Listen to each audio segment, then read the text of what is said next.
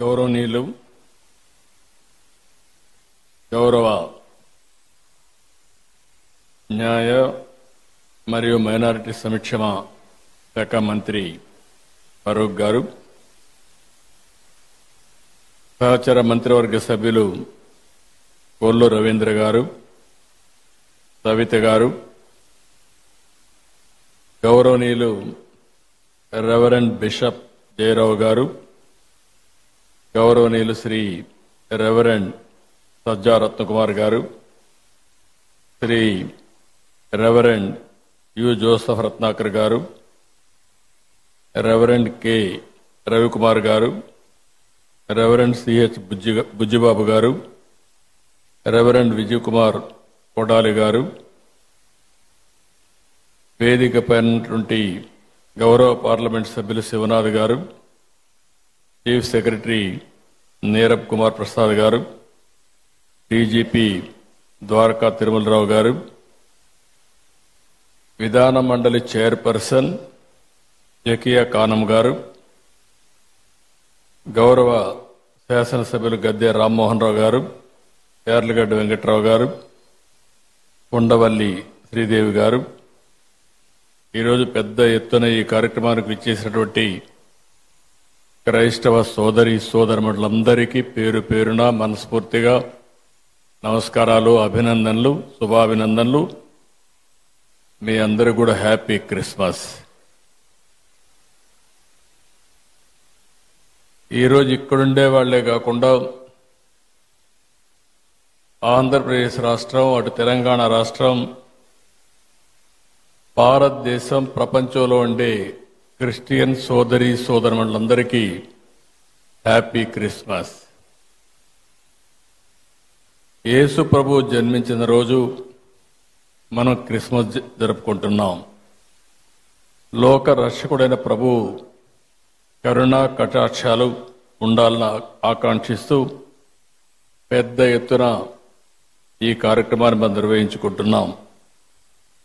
ప్రేమ, కరుణ, సేవకు ప్రతీక క్రిస్టియానిటీ. నేను ఎన్నో సందర్భాల్లో చెప్పాను, ఎక్కడైనా ఒక మంచి హాస్పిటల్లో మెరుగైన సేవలు అందిస్తున్నారంటే ఇప్పుడు కాదు, స్వతంత్రం రాకమునప్పటి నుంచి కూడా ఒక మంచి కాలేజీ పెట్టి పేద పిల్లలకు మంచి చదువు ఇప్పించారంటే అది క్రిస్టియన్ ఇన్స్టిట్యూషన్సే పెద్ద ఎత్తున చేశాయి. దీనికి స్ఫూర్తి ఇచ్చింది కూడా యేసు ప్రభు ఇచ్చారు. పశువుల పాకలో పుట్టి గొర్రెల కాపరిగా పెరిగి నిరాడంబర చాటుకున్న ప్రజారక్షకుడు యేసు. నమ్మిన వారి కోసం బలిదానానికి సైతం వెనుకాడని క్రీస్తు గొప్పతనం ప్రతి ఒక్కరు కూడా ఉత్తేజాన్ని తీసుకోవాల్సిన అవసరం ఉంది. నేను ఎప్పుడు వచ్చినా మీతో మాట్లాడుతూ ఉంటే మీ ఉత్సాహం చూసినప్పుడు ఒక స్ఫూర్తిదాయకమైన సందేశాన్ని ఇక్కడి నుంచి పొందుతున్నాం. ఎల్లప్పుడూ కూడా మనందరం ప్రభు త్యాగాన్ని స్మరించుకోవాలి, శాంతి మార్గాన్ని అనుసరించాలి, ప్రేమతత్వాన్ని పెంచుకోవాలి, ఈర్ష్య ద్వేషాలు పరదొలాలి, అబద్ధం, లంచం వంటి పాపాలకు దూరంగా ఉండాలి. ఈరోజు రోజు రోజుకు విలువలు పడిపోయే ఈ సమయంలో కనీసం మనం చూస్తే డిసెంబర్ నుంచి జనవరి అంతవరకు కూడా, ఫస్ట్ వీక్ అంతవరకు కూడా ప్రపంచమంతా పెద్ద ఎత్తున జరుపుకునే ఏకైక పండుగ ఈ క్రిస్మస్ అని చెప్పి కూడా నేను మీకు తెలియజేస్తున్నా. అందుకనే నేను కూడా మీరు ఒకసారి చూస్తే ఇప్పుడే కాదు, మొట్టమొదటిసారిగా నేను సమైక్య ఆంధ్రప్రదేశ్లో ముఖ్యమంత్రిగా ఉన్నప్పుడు గవర్నమెంట్ తరపున ప్రీ క్రిస్మస్ ఈవెంట్ జరపాలని ఆ రోజు ఒక హైదరాబాద్లోనే కాకుండా అన్ని జిల్లాల్లో కూడా కార్యక్రమాలు నిర్వహించిన పార్టీ తెలుగుదేశం పార్టీ అని చెప్పి కూడా నేను మీకు తెలియజేస్తున్నాను. ఎప్పుడు కూడా నేను ఒకటే ఆలోచిస్తాను, మైనారిటీ వర్గాల సమిక్షేమానికి భద్రతకు ఎప్పుడూ నేను అండగా ఉంటాను.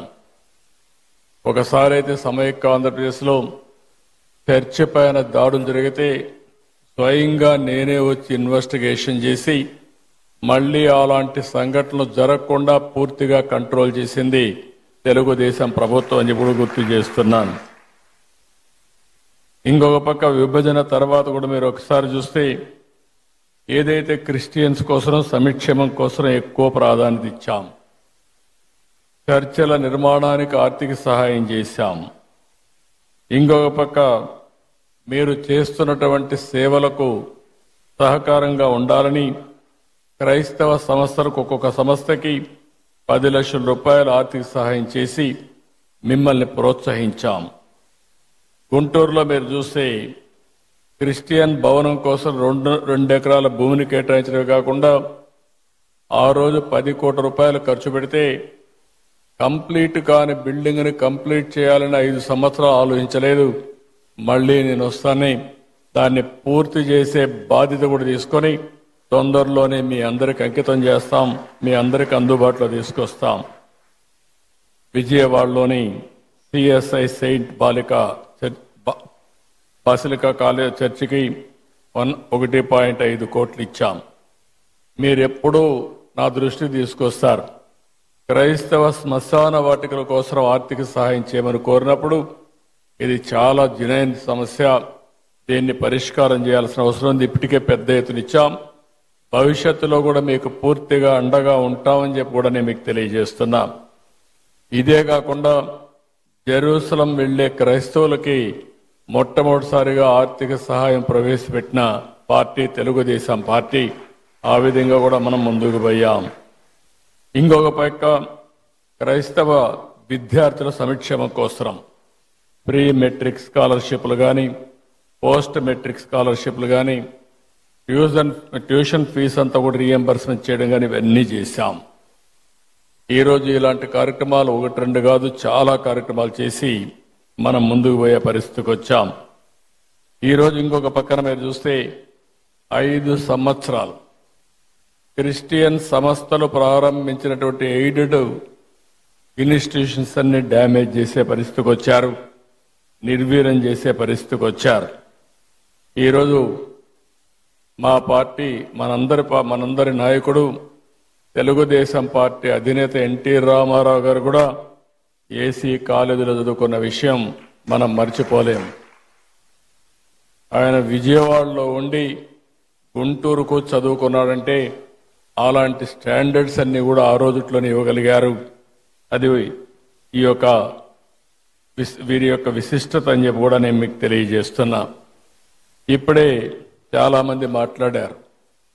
గడచిన 5 సంవత్సరాలుగా రాష్ట్రంలో మనం చూస్తే ఇది సందర్భం కాకపోయినా చెడును ఒకసారి ఆలోచించుకుని మళ్లీ చెడును జరగకుండా అందరికీ న్యాయం చేసే విధంగా ఈ ఎన్డీఏ ప్రభుత్వం, తెలుగుదేశం ప్రభుత్వం ముందుకు పోతామని మీ అందరికీ హామీ ఇస్తున్నా. ఎక్కడ ఏమాత్రం కూడా రాజీ లేకుండా పనిచేస్తాం. ఒక్క విషయం మనం గుర్తుపెట్టుకోవాల్సిన అవసరం ఉంది. God will never leave you empty. He will replace everything you lost. If He asks you to put something down, it is because He wants you to pick up something greater. అది మనం చూసినప్పుడు ఇది తప్పకుండా జరుగుతుంది. పేదల పట్ల, ధర్మాన్ని నమ్మిన వారి పట్ల దేవుడు ఎల్లప్పుడూ అండగా ఉంటాడు. మా ప్రభుత్వం ఒకటే చెప్తున్నాం, క్రిస్టియన్స్కి పూర్తిగా అండగా ఉంటామని మనస్ఫూర్తిగా మీ అందరికీ భరోసా ఇస్తున్నాను. ఇప్పటికీ సంక్షేమ కార్యక్రమాల్లో ఏ విధంగా చేయాలనో ఇంత మునిపే పెద్దలందరూ మాట్లాడారు. ఆర్థిక సమస్యలు ఉన్నాయి, లెగసీ ప్రాబ్లమ్స్ వెంటాడుతున్నాయి. నేను 4వసారి ముఖ్యమంత్రి. 3 సార్లు నాకు ఎప్పుడు ఇంత కష్టం అనిపించలేదు. ఇప్పుడు నాకే అర్థం కావడం, ఎంత తొవ్వితే అంత బాధలన్నీ బయట వస్తున్నాయి. ఒక పక్క మనసు ఉంది, దూసుకుపోవాలనే మనస్తత్వం ఉంది. ఇంకొక పక్కన చూస్తే వెసులుబాటు లేని పరిస్థితి. ఓసారి చిన్న చిన్న కష్టాలు వచ్చినప్పుడు 4-5 సార్లు కూర్చుంటే సమస్యకు పరిష్కారం దొరుకుతుందేమో కానీ ఈ 6 నెలల నుంచి నేను రాత్రింబగళ్ళు ఆలోచిస్తున్నా, పట్టుదలగా పరిశోధిస్తున్నా. అయినా కూడా ఇప్పటికి కూడా నాకు ఒక దారి దొరకలేదంటే ఎంత డ్యామేజ్ జరిగిందో మీరు అందరూ గుర్తుపెట్టుకోవాల్సిన అవసరం ఉంది. అయితే కానీ నాకు ఒక బాధ్యత మీరందరూ ఇచ్చారు. ఆ బాధ్యతతో తప్పకుండా ఎట్టి పరిస్థితిలో మళ్ళీ పూర్వ వైభవం తీసుకొచ్చే వరకు వదిలిపెట్టనని చెప్పి కూడా మీ అందరికి హామీ ఇస్తున్నా. అందరికీ న్యాయం చేసేది నా విధానం. నన్ను చూశారు. ఏ ఒక్కరికి కూడా నేను ముఖ్యమంత్రిగా ఉన్నప్పుడు కానీ తెలుగుదేశం పార్టీ అధికారులప్పుడు జరగలేదు. మొన్నే మీరు చూస్తే పాస్టర్స్కి ఫాదర్స్కి ఆ రోజు పెట్టిన ఆందోళన మా వాళ్ళు ఎన్ని కష్టాలు ఉన్నాయన్నా కాదు, ఈ క్రిస్మస్ సందర్భంగా దాన్ని క్లియర్ చేయాలని నేనే సంతకం పెట్టి క్లియర్ చేశానని చెప్పి కూడా నేను మీకు తెలియజేస్తున్నా. అదే మరిగా క్రిస్టియన్ మిషనరీస్ కోసం ప్రాపర్టీస్ డెవలప్మెంట్ బోర్డు ఏర్పాటు చేయాలి అని కూడా కొన్ని వచ్చాయి. చర్చల నిర్మాణానికి, అదే మరి రీకన్స్ట్రక్షన్కి ఆర్థిక సహాయం, ఇలాంటివన్నీ కూడా చాలా ఇష్యూస్ ఉన్నాయి.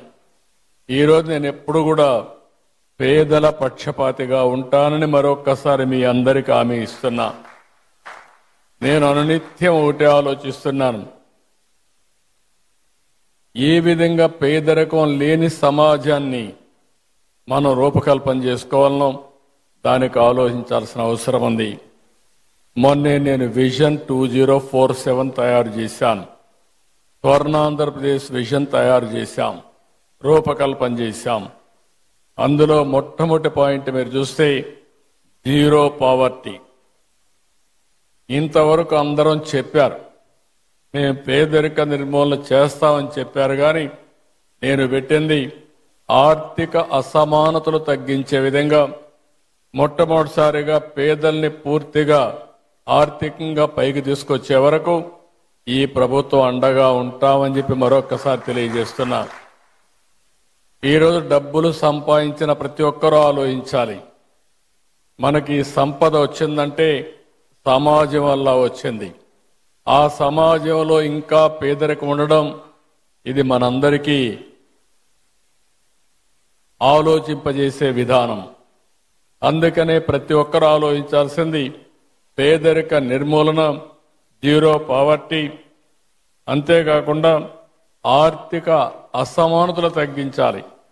ఈరోజు ఈ యొక్క క్రిస్మస్ సందర్భంగా మిమ్మల్ని అందరినీ కోరుతున్నా, కొంతమంది దగ్గర లక్షల కోట్ల రూపాయలుండి పేదవాడి దగ్గర 3 పూట్ల తిండి తినడానికి వీలు లేని పరిస్థితుంటే అది సమాజహితం కాదని చెప్పి మరొకసారి మీ అందరికీ విజ్ఞప్తి చేస్తున్నా. దీనికోసం ఒక అచంచలమైన దీక్షతో పనిచేస్తాం, అన్ని విధాల ముందుకు పోతామని చెప్పి కూడా నేను మీకు తెలియజేస్తున్నాను. ఈరోజు మీ అందరిని చూసినప్పుడు ఎప్పుడు కూడా ఇలాంటి కార్యక్రమాలకు వస్తే మళ్ళీ నేను కూడా రీఛార్జ్ అయ్యి మళ్ళా ఏం చేయాలో ఆలోచించే శక్తిని, సమర్థతని ఇస్తుంది. అలాంటి కార్యక్రమానికి ఈరోజు వచ్చాను. మీ అందరితో కలిసి ఈరోజు ప్రీ క్రిస్మస్ చేసుకోవడం చాలా ఆనందదాయకం. నేను ఈ నెలంతా కూడా మనందరం ఒక విషయం చూస్తే ఓసారి కొన్ని పండుగలు ఒకరోజు చేస్తాం, కానీ డిసెంబర్ 15 నుంచి స్టార్ట్ అయ్యి, డిసెంబర్ నుంచే స్టార్ట్ అయ్యి జనవరి 15 వరకు మళ్ళీ ఒక నెలంతా కూడా పండుగలు చేసుకునే ఏకైక పండుగ క్రిస్మస్ అని చెప్పి కూడా నేను మీకు తెలియజేస్తున్నా. ఈ క్రిస్మస్ సందర్భంలో మళ్ళీ మనం ఒకసారి చూస్తే అనేకమైన స్ఫూర్తిదాయకమైనటువంటి ఆలోచనలు చేస్తాం. ప్రతి ఒక్కరూ ఏ విధంగా ఉండాలి, యేసు ప్రభువుని ఏ విధంగా ఆదర్శంగా తీసుకోవాలి, ఏ విధంగా ఆయన స్ఫూర్తిని సమాజ హితం కోసం ముందు తీసుకుపోవాలో ఆలోచించే సమయం. ఈ సమయంలో నేను ఒకటే మీకు హామీ ఇస్తున్నా, ఈ ప్రభుత్వం మీకు అండగా ఉంటుంది. వ్యక్తిగతంగా నేను మీకు అండగా ఉంటా. మీ సమస్యలను పరిష్కారం చేసి ఎక్కడ పేదరికం ఉంటే అక్కడ మేము ఉండి అన్ని విధాలా మిమ్మల్ని ఆదుకుంటామని చెప్పి మరొక్కసారి తెలియజేసుకుంటూ అందరికి కూడా హ్యాపీ క్రిస్మస్, మేరీ క్రిస్మస్. చాలా ఇలాంటి ఎప్పుడు కూడా ఇదే విధంగా అందరం ఆనందంగా ఉండాలని యేసు ప్రభువును మరొకసారి ప్రార్థిస్తూ హ్యాపీ క్రిస్మస్.